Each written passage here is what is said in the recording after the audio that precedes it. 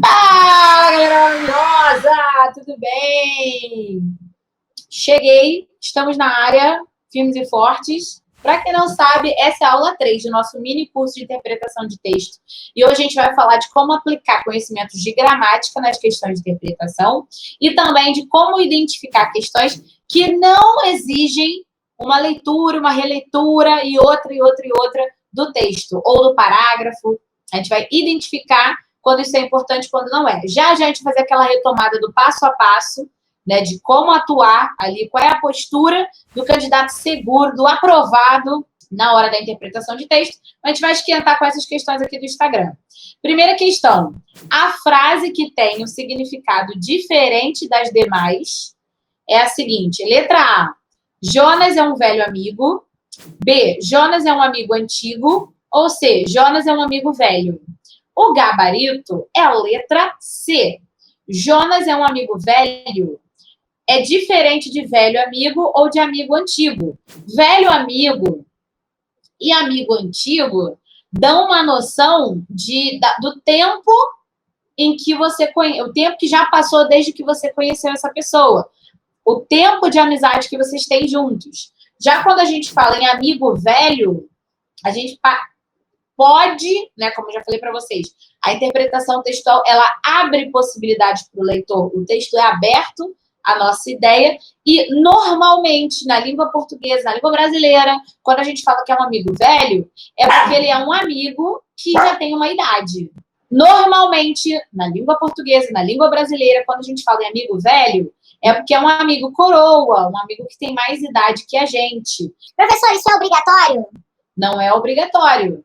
Eu posso falar, nossa, é um amigo velho, amigo de anos. Eu posso falar assim, me referindo ao tempo de amizade que eu tenho. Mas, normalmente, quando muda essa ordem aqui, ao invés do adjetivo vir primeiro, o substantivo amigo vem antes do adjetivo velho, a gente está falando da idade da pessoa.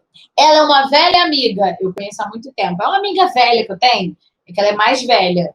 Ela tem uma idade, tá bom? A próxima frase. A frase que valoriza mais o receptor da mensagem. Receptor é quem lê ou quem escuta, né? É, letra A, você tem um único talento. Ou letra B, você tem um talento único. Gabarito letra B. Um talento único é que só você tem, é um talento muito especial, diferenciado no mercado, diferenciado na sociedade, nos ciclos de amizade. É um talento único, é o que você tem.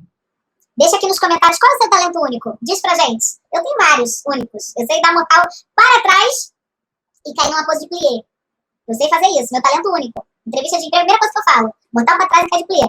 Entre outras coisas. Mas quando você diz que tem um único talento quer dizer que a pessoa só tem um talento.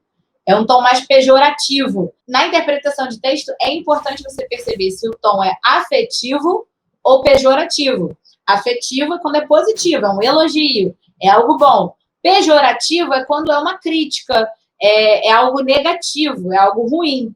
Então, quando eu falo você tem um único talento, eu tenho um tom pejorativo, eu estou desmerecendo aquela pessoa, né? Mas um talento único é super afetivo, é super alto astral, é elogio, com certeza. Próxima questão. Em qual frase há mais alunos na aula? Letra A. É a mesma frase, só que a primeira tem vírgula e a segunda não tem. Assim, ó. Os alunos que têm interesse estão na aula. O que tem interesse está entre vírgulas. E os alunos que têm interesse estão na aula. Não tem vírgulas. Em qual frase há mais alunos na aula, teoricamente? Né? Quer dizer, qual é a frase que indica que tem mais gente dentro da sala? O que acontece aqui? É uma questão de interpretação de texto? É, mas você só consegue interpretar isso aí se você tiver o conhecimento da diferença semântica da oração adjetiva explicativa para a oração restritiva. Eu tenho esse vídeo aqui no canal, vou colocar aqui um card para vocês, né? E vou colocar o link na descrição também. E é o seguinte, quando eu coloco entre vírgulas, eu tenho a oração explicativa, ela começa com pronome relativo, né? Qualquer aluno? Não, o aluno que tem interesse. Quando está entre vírgulas, eu estou dizendo que todos os alunos têm interesse. Então, todos os alunos estão na aula. Quando eu boto sem vírgulas, eu estou dizendo que os alunos, apenas aqueles que têm interesse, estão na aula. Eu estou restringindo, não é qualquer aluno, é o aluno que tem interesse. Então, com vírgulas, todos os alunos estão na aula. Sem vírgula, só os alunos que têm interesse. Dá para perceber a diferença? Com vírgulas, explicativa se refere a todo o elemento anterior, que no caso é alunos.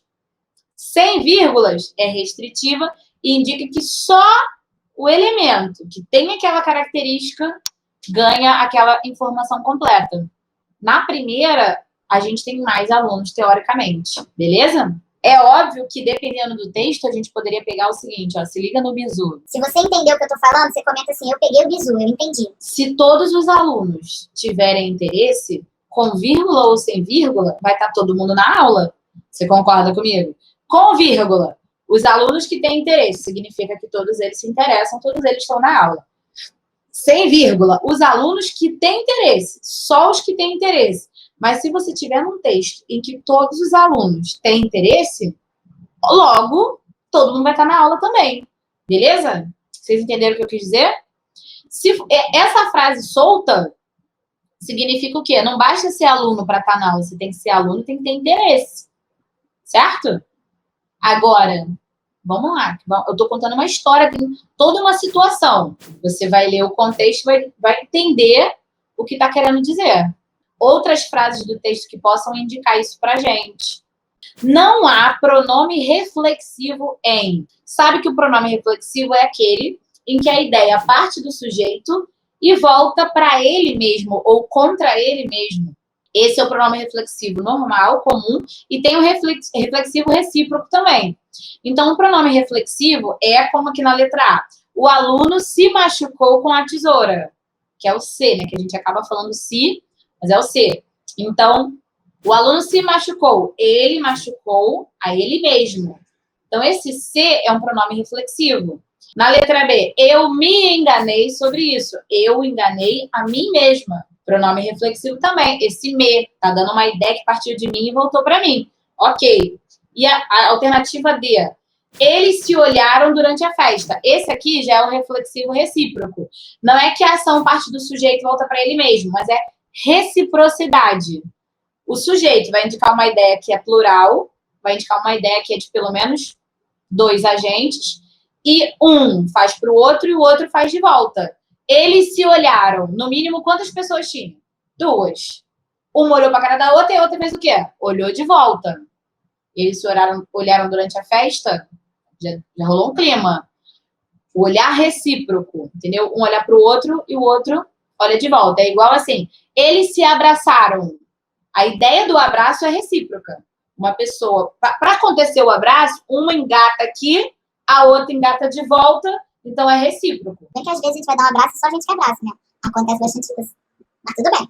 Aí o que era o gabarito? Que não era reflexivo. A ave se debateu no chão da praça. A ave se debateu. Olhando assim, até parece, né? Mas se a gente pensar, a ave debateu ela mesma. Ela fez uma coisa para ela. Foi uma ação voluntária da ave, isso aqui? Não. A ave se debateu não é reflexivo. É porque esse verbo debater, né, ele é um verbo que a gente chama de pronominal. O debater, com o significado de ter uma convulsão, de ter movimentos involuntários, né, de se debater, na verdade, ele sempre vai funcionar com esse pronome se, na terceira pessoa. Né? O me na primeira, o te na segunda. Então, ó, eu me debati, ele se debateu, tu te debateste, nós nos debatemos. Não dá para usar esse verbo sem um pronome junto. É por isso que a gente chama esse pronome de parte integrante do verbo. Ele pode até dar uma ideia de reflexo em alguma situação, mas como, por exemplo, no suicidar-se. Você não consegue conjugar o verbo suicidar sem um pronome. Então, eu me suicidei, ele se suicidou. Vamos pensar num sentido conotativo, para não ficar pesado isso aqui. Mas assim, eu me suicidei quando eu fiz aquela jogada no Uno. Sabe como é que é? Eu me suicidei, ele se suicidou. Então, não dá para conjugar esse verbo sem o me, sem o te, sem o se. O pronome é obrigatório. Professora, não fica redundante? Se suicidou? É porque sou eu? Sim, porém, não dá para falar eu suicidei João. Não dá, né? Então, você vai ter que usar o pronome para evidenciar essa ação que é voluntário. No caso do debateu-se, você vê, se você tirar esse pronome, vai mudar o significado da frase. A ave debateu no chão da praça. Ave. Eu não concordo! Tá maluco? Tá errado! Respeita meu argumento! A ave debateu, ela ficou trocando ideia. Aí mudou. Aí é uma fábula. Já mudou a história aqui. A ave se debateu, ela teve uma convulsão. A ave debateu, ela trocou uma ideia. Então, esse se é fundamental. O verbo debater-se. Ele só funciona com esse se. Isso é chamado de partícula integrante. Tá bom? E é interessante você pensar para interpretar a frase. Em qual frase o pronome lhe indica posse? O pronome lhe para indicar posse, ou qualquer pronome oblíquo, lhe, me, te, nos, vos, se também, você vai ter que substituir por uma ideia de posse. O pronome lhe, padrão, o pronome oblíquo lhe, você substitui por a ele, a ela. Meus alunos aqui já sabem, tem que trocar por o aluno, para ver se vai ser o aluno ou ao aluno, para ver se aquele pronome está certo, porque a ele, a ela gera muita dúvida. Eu sempre troco um pronome pela palavra aluno. Essa é a nossa dica aqui, Carolflix, para não ter confusão. Então, vamos ver. Letra A. Eu lhe dei meu caderno. Vou trocar o lhe pelo aluno. Eu dei meu caderno ao aluno. Muita gente marcou essa daqui. Por causa do meu caderno. Mas a pergunta era, em qual frase o pronome lhe indica posse? Não é qual frase tem ideia de posse. Tinha que ser o lhe. E esse lhe não indica posse. Ele indica assim, ó, eu dei o meu caderno ao aluno, a alguém. É o receptor do caderno, não tem nada de posse aqui. Letra C. Eu lhe pedi um beijo. Eu pedi um beijo ao aluno. Eu pedi um beijo a ela, a ele, ao professor. Um beijo ao meu pai. Pedi alguma coisa a alguém. Não tem posse nenhuma aqui também, não. Agora, olha a letra B. Eu lhe apertei o braço. Eu lhe apertei o braço. Quando eu vou substituir, eu posso dizer, eu apertei o braço ao aluno? Não fica legal. Eu apertei o braço ao aluno? Não funciona. Mas funciona, eu apertei o braço do aluno. Eu apertei o seu braço. Eu apertei o braço dele. É outra parada. Dá pra ver a diferença? Uma coisa é quando você joga a ele, a ela. Ao aluno, a aluna. Agora, do aluno, dele, dela, aí é posse. Por isso que o gabarito é a letra B. Eu lhe apertei o braço, eu apertei o braço dele. Ou eu apertei o seu braço. Ok? Em qual opção o me indica posse? A ideia é a mesma. Ok? Letra A. Eles me deram uma chance. Vou trocar o me pelo aluno. Eles deram uma chance ao aluno. Tá suave. Pronome oblíquo normal. Letra C. Eles me falaram sobre a chance dela. A galera marcou essa, porque tinha chance dela, acharam que era posse. Mas tinha que ser o me da ideia de posse. Então, vai ficar, eles falaram ao aluno sobre a chance dela. Ok? Eles falaram pra mim sobre a chance dela, não é posse. Agora, olha a letra B. Eles me roubaram uma chance. Eles roubaram uma chance minha.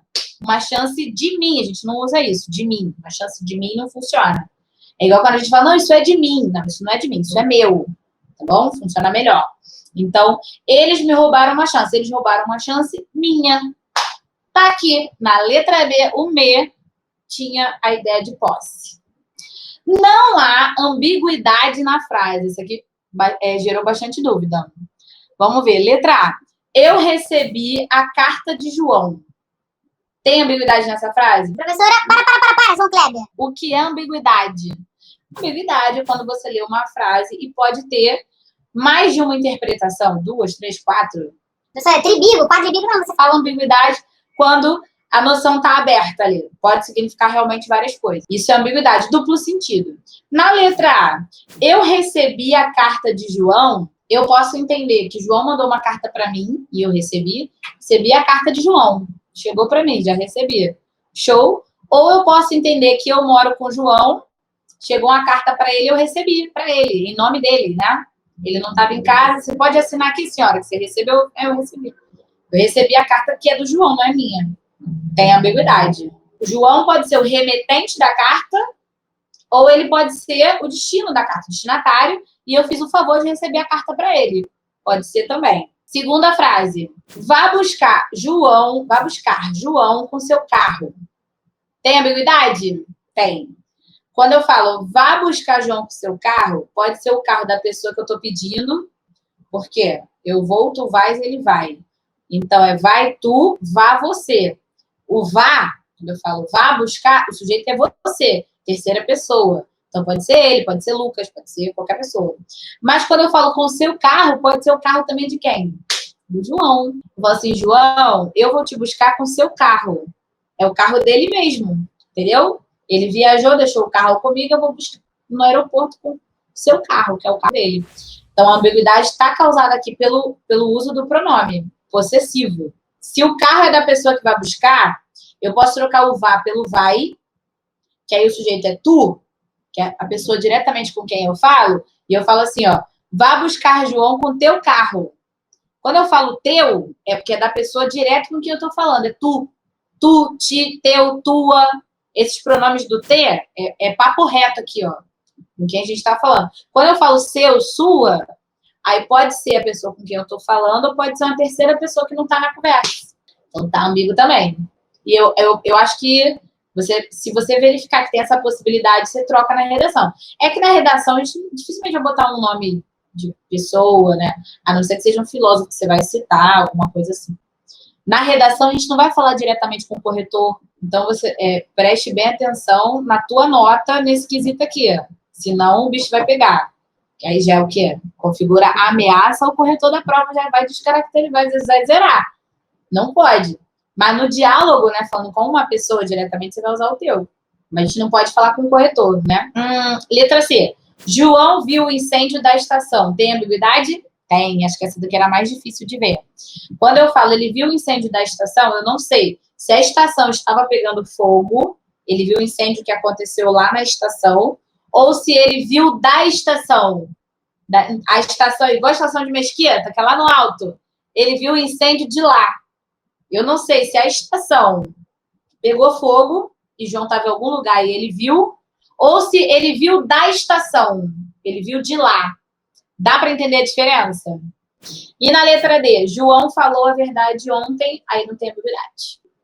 A figura de linguagem, personificação, em qual alternativa?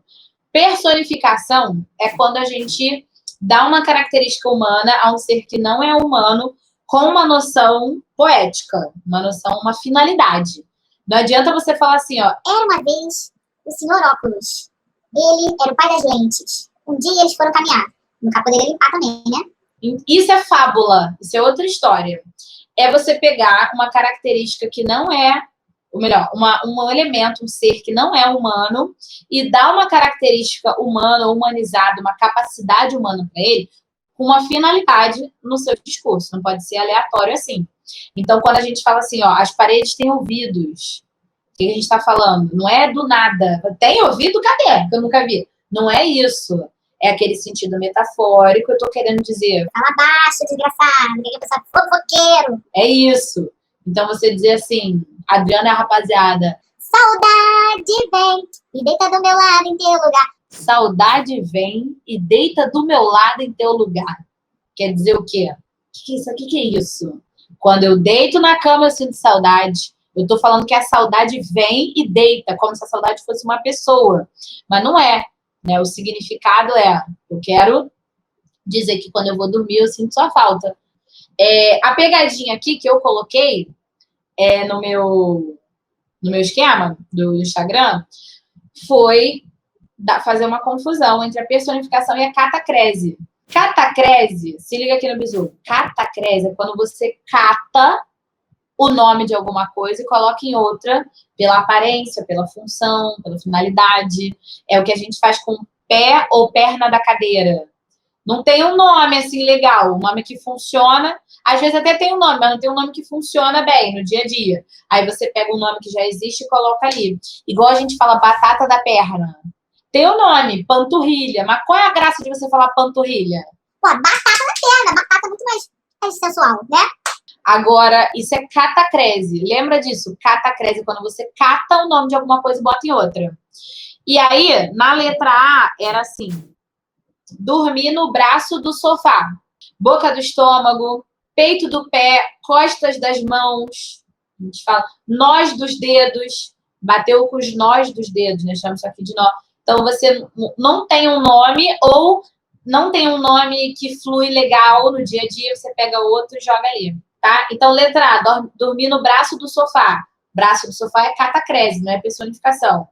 Letra B, chorei rios de lágrimas copiosas. Aqui não tem nenhuma nem outra, né? A gente tem uma hipérbole. Chorei rios de lágrimas, é um drama, um exagero aqui. Aquela mentirinha para acentuar a importância do negócio. Letra D, que é a C, o gabarito.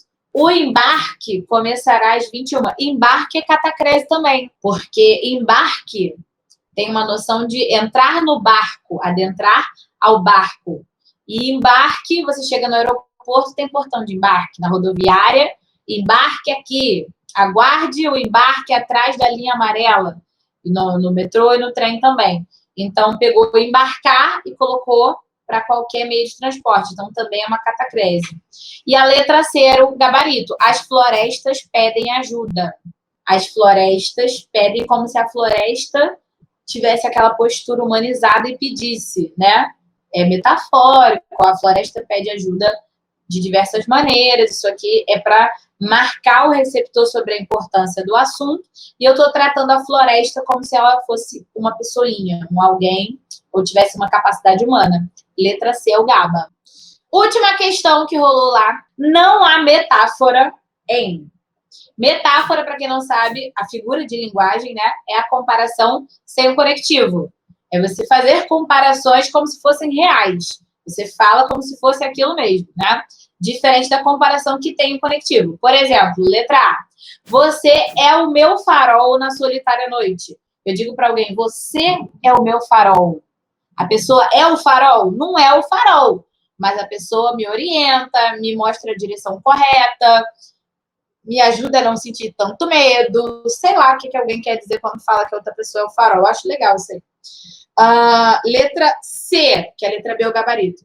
Estudar sempre foi minha terapia preferida. Estudar é minha terapia. É minha terapia? Não é minha terapia. Terapia é quando você vai no terapeuta, senta lá, faz 1 hora, conversa com ele, tem seu diagnóstico, seu resultado, tem suas conclusões, suas histórias. Isso é terapia, mas aqui eu estou dizendo que estudar funciona para mim como se fosse uma terapia. Letra D. Um filho seria meu passaporte para o céu. O filho é passaporte conotativo? Isso é o pé da letra? Não. Isso é metafórico.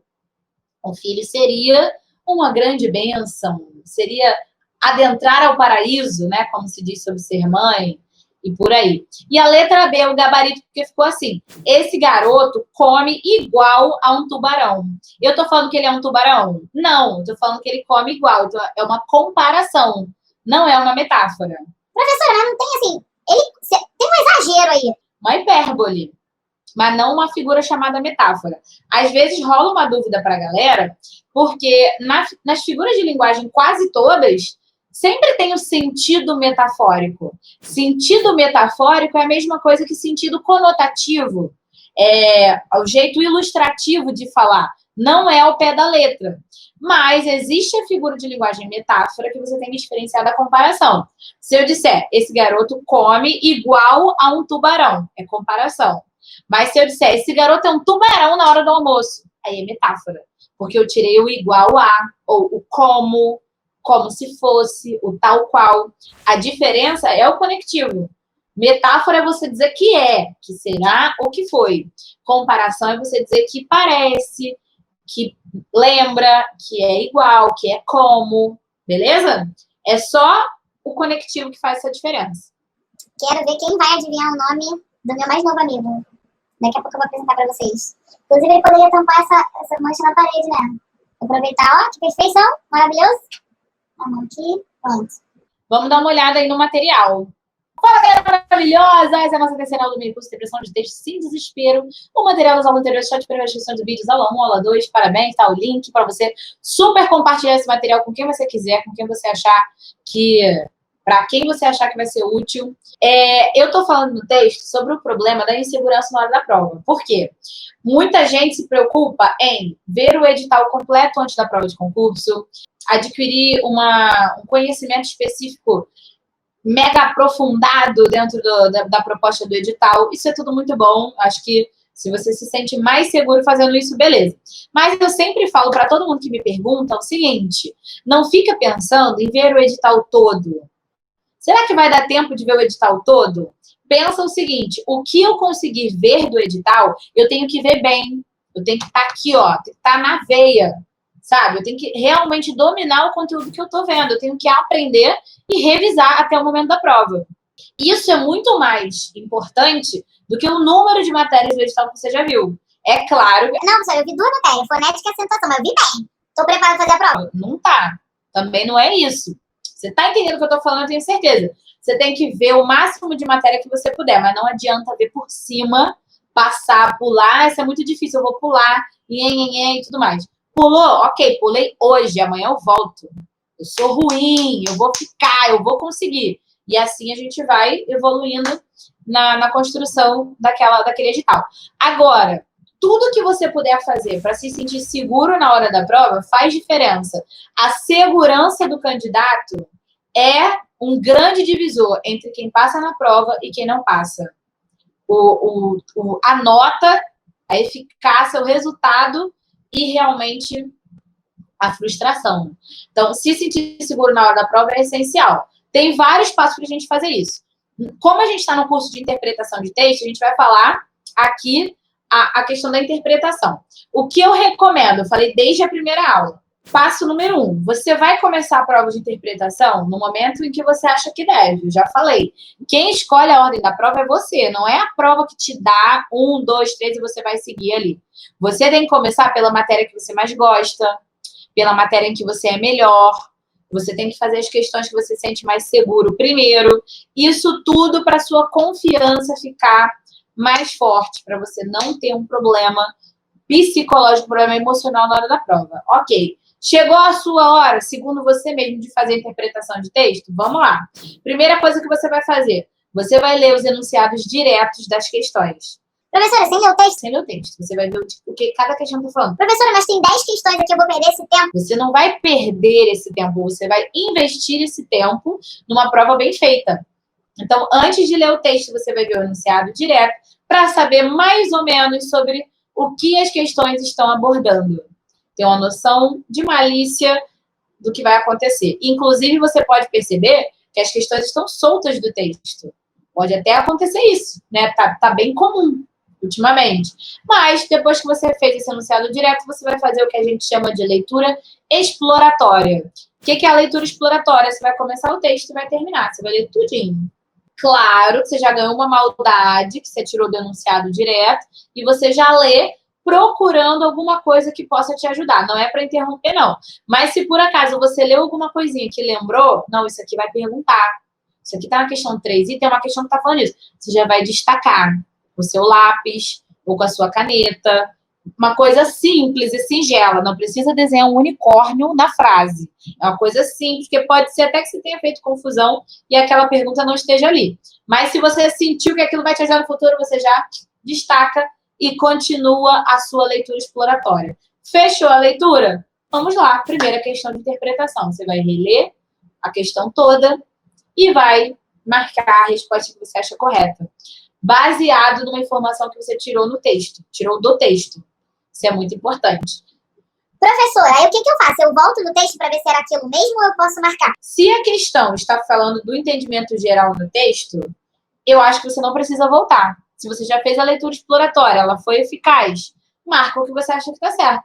Professora, eu preferi voltar porque eu não tinha muita certeza. O importante é você estar seguro, então volta. Professora, eu preferi voltar 14 vezes porque eu não tinha muita certeza. Não vai dar tempo de fazer o resto da prova. Não vai ter como. Não dá. Você voltar uma vez por insegurança, na leitura geral, é compreensível. Voltar 14 vezes não dá. Porque a maioria das questões vai tratar especificamente de um parágrafo, ou de um verso, de uma frase. Então, geralmente, você já tem um entendimento geral, você já sabe o contexto em que a frase está inserida. Você volta só onde está sendo apontado. Você vai perceber na aula de hoje, no material de hoje, que tem algumas questões que não exigem que a gente volte vez alguma lá no texto. Porém, é o que eu sempre digo. Se é a prova da sua vida, se você se preparou muito para aquele concurso, custa nada você voltar ali só naquele parágrafo rapidinho, só para ficar tranquilo, tá bom? Vamos dar uma olhada aqui no nosso material? Na segunda página, eu tenho o seguinte: leia o soneto abaixo, retirado do livro de sonetos de Vinícius de Moraes. Aí vem o soneto. Eu vou ler o soneto agora? É claro que não. Eu vou lá na questão. Eu marquei em vermelho aqui o enunciado direto. Em relação à expressão o vento, o verso sublinhado assume a função de indicar uma gradação, nomeação, comparação ou caracterização. Meu amor, minha tropa, minha família, os brabos de tia Carol.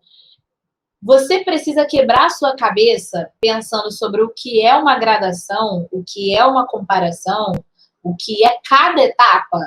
Não, você volta no item que está indicado ali no verso e vê o que tem lá. Depois você vai pensar no que se encaixa melhor ali. Ó, tá escrito o seguinte: de repente da calma fez-se o vento, que dos olhos desfez a última chama. Esse que é um pronome relativo. O vento, o qual, dos olhos, tananana, nem me interessa o que aconteceu.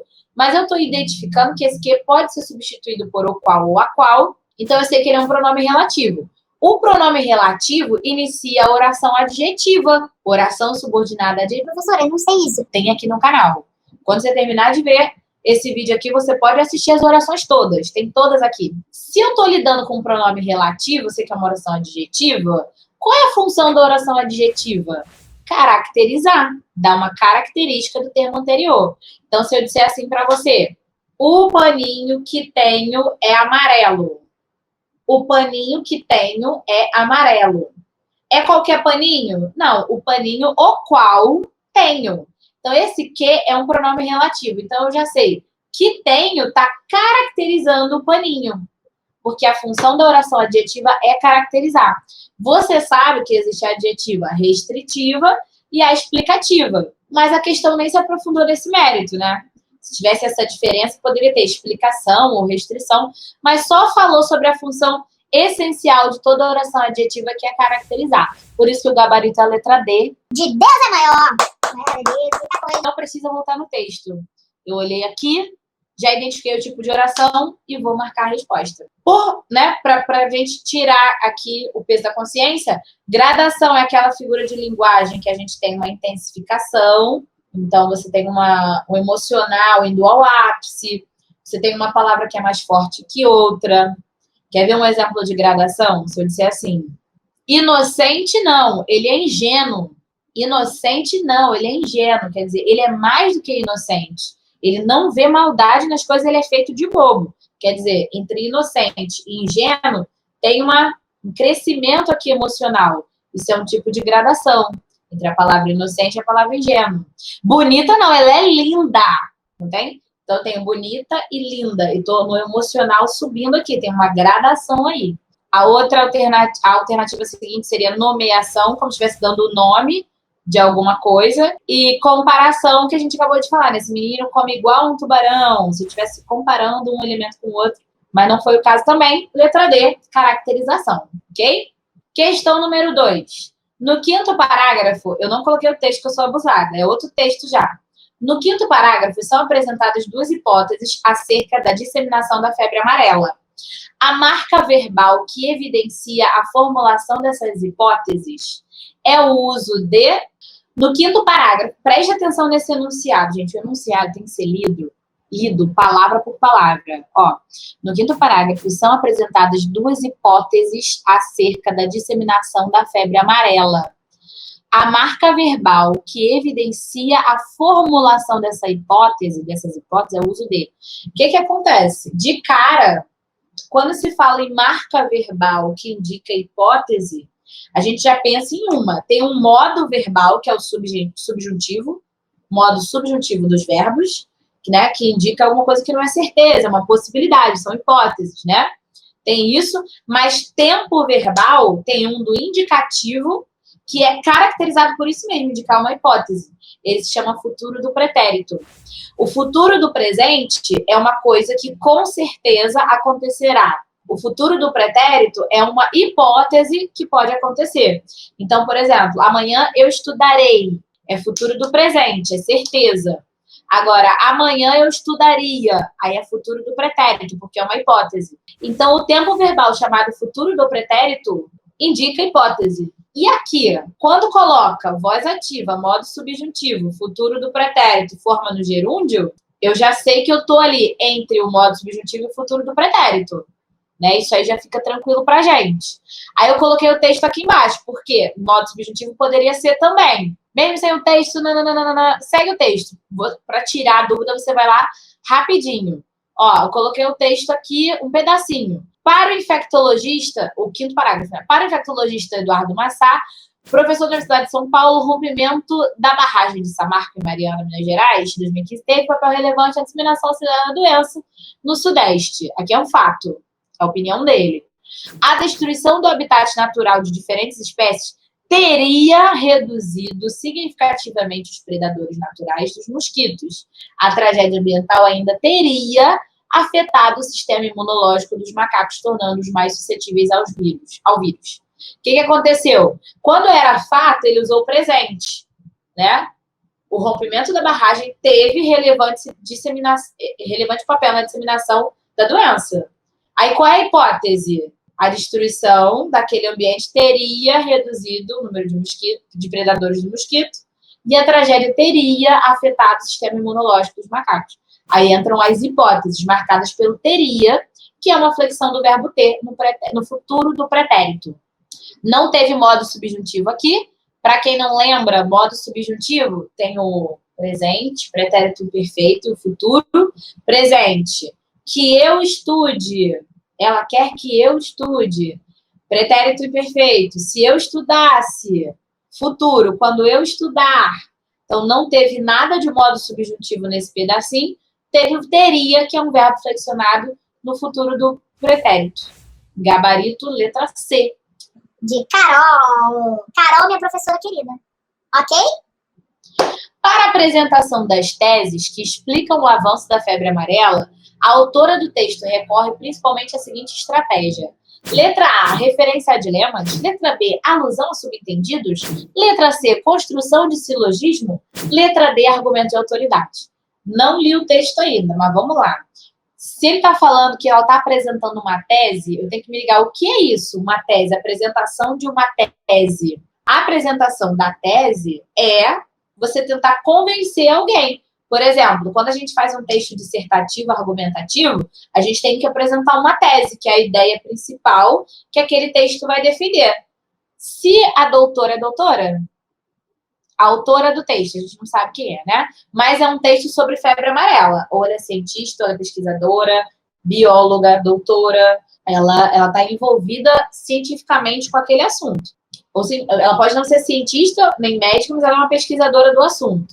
Então, para apresentar as teses que explicam o avanço da febre amarela, a autora do texto recorte, se eu quero apresentar uma tese para você, quero te convencer de que eu estou certa sobre o avanço da febre amarela, eu vou fazer uma referência a um dilema.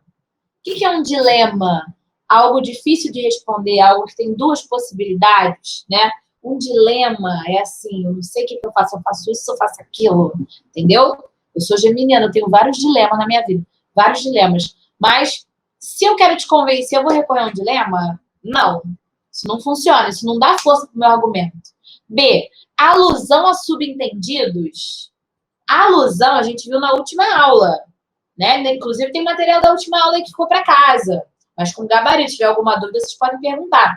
A alusão, eu coloquei na questão dos Simpsons. Os Simpsons na mesma posição em que estavam os integrantes da banda Os Beatles, da capa do disco, e aquilo era uma alusão, que é uma referência indireta. Você não precisa dizer o que é, você vai olhar e vai lembrar de outra obra ou de outra situação. Isso é uma alusão. e há um subentendido, alguma coisa que não é explícita. Então, eu quero te convencer. Eu vou fazer uma referência indireta a alguma coisa que não está explícita para poder te convencer? Sugado, né? Difícil. Vamos ver se não tem uma alternativa melhor. Construção de silogismo. Gente, silogismo é aquele negócio, aquela demonstração aristotélica, ou platônica, né? Em que a gente tem 3 indicações, 3 proposições, e elas se confirmam. Por exemplo, o homem é mau, Pedro é homem, então Pedro é mau. Entendeu? Isso é silogismo. Isso aí é um processo filosófico. Então, será que eu vou construir um silogismo para te provar sobre o avanço da febre amarela? Será que isso cai bem no texto científico? Também não é a cara. Na letra D, apareceu uma alternativa que é muito comum em concurso em prova de interpretação de texto. Se você inclusive, é um critério da redação do Enem que você tem que fazer. Construir um texto que traga argumento de autoridade. O que é isso? É você colocar no meio do borogodó um especialista no assunto. Um argumento de autoridade é você colocar alguém para falar ou colocar dados, né? Dados que são concretos, que são provas, resultados de pesquisas, o pesquisador falando, alguém que manja muito do assunto, que é conhecido por saber daquele assunto. Você coloca o que ele acha do texto, alguma coisa colaborando com a sua tese, você colocou um argumento de autoridade. Então, a letra D é o gabarito. Professora, mas eu nunca estudei isso, argumento de autoridade. Eu só vi agora, talvez, no Enem, mas quais são os tipos de argumento de autoridade? Essas questões de hoje saíram da prova da UERJ, como eu combinei com vocês, que é uma elaboração tendência que os concursos têm como norte. Todo mundo gosta da pegada da UERJ, uma elaboração muito boa, que é o vestibular do Estado do Rio aqui. Eu gosto muito também. E, simplesmente, a UERJ não se prende a nomenclaturas dos livros. Não desvalorizando o livro, mas é assim, não basta você decorar os nomes das coisas. Já falei isso para vocês no nosso curso de sintaxe. Muitas provas fazem isso também. Você estuda lá as orações, CCTPF, causa, consequência, condição, comparação, concessão, conformidade, tempo, proporção, finalidade. Você estuda isso tudo. Aí chega lá, ela coloca uma oração temporal e pergunta para você o que indica a oração destacada. Qual é a noção semântica que a oração destacada indica em relação à oração anterior ou ao parágrafo anterior? Aí, letra A, oposição. Letra B, um posicionamento contundente. Letra C, efemeridade. O que é efêmero? É algo que muda de acordo com o tempo. Então, essa daí já tem a ver, você já tem que ver o que está escrito. Aquela oração temporal poderia assim, quando eu cheguei queria, quando fui embora não quis mais. Quer dizer, efemeridade, uma coisa que muda, uma coisa que passa, entendeu? Então, assim, a UERJ, assim como provas de tribunais, provas do grupo SEBRASP, né, que é o antigo CESP, FCC, muitas provas militares também, a FEFOM, Escola Naval, vão fazer vocês estudarem gramática normativa, mas é muito comum que na hora da prova haja nomes diferentes. Outros nomes que têm o mesmo significado ou que vão ter um significado coerente de acordo com aquele contexto. Como é que vai estudar isso? Fazendo provas anteriores. Você estuda a gramática, bate o edital todo básico lá, tudão. E aí começa a fazer provas anteriores. Você vai ver essas nomenclaturas todas, vai começar a associar as sinapses da sua mente, vão se fortalecer e vai dar tudo certo, tá bom? Por isso que o meu curso de português é o basicão da gramática e a gente aplica em variados tipos de prova. Eu não tenho hoje um curso para prova da Polícia Civil, curso para a prova de sargento especialista. Eu tenho um curso de português completo, começando do zero, básico, e dali eu faço as proposições de acordo com o objetivo de cada aluno. Eu acho que esse modelo de estudo, esse cronograma funciona muito bem, inclusive para a parte de interpretação de texto também. Beleza? Eu coloquei aqui mais uma questãozinha que vai ficar para casa. O gabarito está na sequência, mas eu quero que vocês vejam com calma, que vocês façam, que vocês vejam se dá certo ou se não dá certo. Esse modelo de concluir a partir do enunciado direto e também das opções, né, por eliminação. Como é que fica legal, se fica legal ou se não fica. Ok? Vamos abrir aqui esse material da aula 2 para ver a questão dos Simpsons. A segunda imagem dialoga com a primeira para causar um efeito a partir de um recurso textual conhecido como, e o gabarito é intertextualidade. O que é isso? Você só acha graça, você só entende que teve um recurso textual usado aqui se você conhece a capa desse disco dos Beatles, né? Então, se você não conhece a capa, você fala assim, os Simpsons estão indo pra onde? Por que eles estão com essa roupa? Cadê o chinelo? Cadê o tênis do Bart? Fica uma parada meio sem lógica. Você pode achar o quadro bonito, você pode achar bacana a figura, mas a percepção você acaba não tendo. Na número 8, isso se chama intertextualidade, quando uma obra dialoga com outra de maneira indireta, vamos dizer assim. De maneira direta também, né? Mas é mais de maneira indireta. Aí na questão 8 está falando o seguinte, sobre a relação das imagens, é incorreto dizer o quê? Letra A. A alusão sugere que o desenho Simpsons é um clássico de proporções mundiais? Sim, por quê? Os Beatles são a maior banda do mundo, da história da música. E quem discorda tá errado, só minha opinião. Mentira, que isso não é uma opinião minha, né? Eu acho que isso é um consenso geral da humanidade até agora. Em números de venda, em números de streaming, né? É irreparável esse fenômeno. É irrefutável essa informação. Quando o autor da figura coloca os Simpsons no mesmo patamar dos Beatles, é um elogio, uma homenagem que diz que os Simpsons são um clássico dos desenhos, assim como os Beatles foram um clássico da música. Assim como os Beatles são um clássico da música, né? Letra B. Só é possível identificar significado na imagem do desenho com conhecimento prévio da capa do disco Abbey Road, não sei como fala, e uma noção básica de sua histórica representação. Foi o que eu tinha falado na questão anterior. A gente só consegue identificar, assim, o quão legal é essa intertextualidade, inclusive que existe uma intertextualidade ali, se a gente conhecer a capa do disco. C. Mesmo sem conhecer o disco dos Beatles, é possível depreender, né, imaginar, a partir daí, que há humor na homenagem feita pelo autor da segunda obra. Não. O humor está justamente em colocar os Simpsons como os Beatles. Se você não conhece a capa, se você não conhece os Beatles, não tem humor nenhum. São 4 pessoas de um desenho, 4 pessoas amarelas, atravessando uma rua. Então a letra C está errada. Ele quer errada mesmo, né? Por isso que é a letra C. Letra D. Para o autor do desenho em forma de quadro, a franquia Os Simpsons tem valor e força de representação, assim como a banda inglesa, assim como os Beatles, né? E letra E. A posição, cenários, roupas e a postura dos personagens dos Simpsons marcam uma referência direta à capa do disco dos Beatles. É isso aí. Né? Até o Bart descalço igual o Paul McCartney, a cor dos ternos de cada um, né? O Fusquinha lá atrás. Dizem que esse Fusca foi vendido por milhões. Tem uma pessoa aqui do lado, tem um bêbado sendo carregado aqui no canto esquerdo, superior. Tudo aqui, né, é uma referência clara ao disco. Gabarito letra E. Esse aqui é o Dante. É o meu bicho preguiça favorito, que é o estudante, entendeu? Carinhosamente a gente vai chamar de Dante.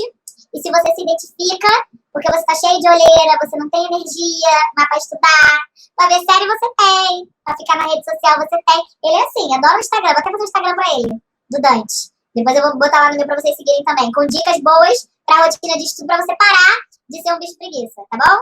Só um minuto, tá, meu filho? A preguiça está em todos os lares, mas a gente estuda com ela. Não fica esperando acordar sem preguiça, não. Você abraça a sua preguiça e vai estudar juntinho com ela. Esse aqui é o Dante, tá bom? É com preguiça mesmo que a gente chega lá. Não fica dizendo, eu não vou dizer pra você que você vai parar de ter preguiça que você tá estudando comigo, né? Não, mas a gente estuda com a preguiça aqui do lado. Tá bom? Não tem jeito, vai passar.